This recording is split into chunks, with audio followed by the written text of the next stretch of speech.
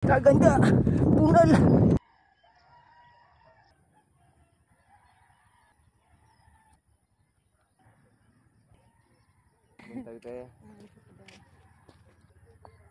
Good morning mga ga, another day, another life, another blessing na sa atong tanan. Karon ang ika-49 nga adlaw sa atong 100 day running challenge. Happy ta kita makatunga. Kumusta man imong morning ga? Good ra? Okay ra or dili? Kung dili good imong morning ga, idaga na, i-release na imong mga stress para mag-good na imong morning. So, ta maglangay, dagan ta. Let's go.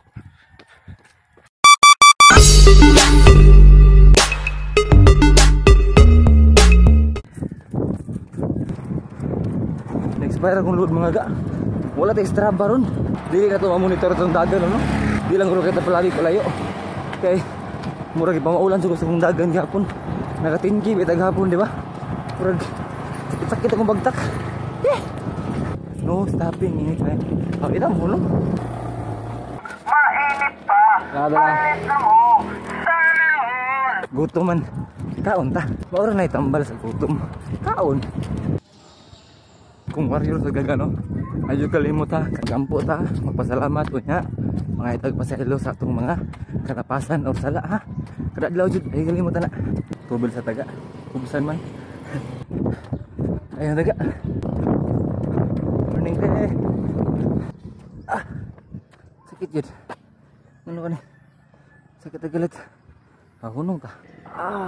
Kita. Sukad-sukad. Karon ko kasuway ni kasakit. Hala ka dia. Wari to daod guro. Okay na. Ayun ta. Sakit na pagbalik mga ga. Pero di na to ni hulong. Ang tambalan ni kay agwang tahon. Ulan na taga. Padayon. Kaganda. Bunal. Ikaw ba ni bunalan? Di kamdagan. Finish na ga. Pagsugod ng dagan ga, minute kayong adlaw go. Di pa kayo sakit ang init ba sa panit, no? Kung ganahan ka mag-experience ani ga, dagan ga nindot lagi. Promise, nindot lagi. Hanggang susunod din ngayon mga ga. Hanggang susunod na tong dagan, padayon mo sa pagsuporta. Ganoy TV, Anoy out. See you.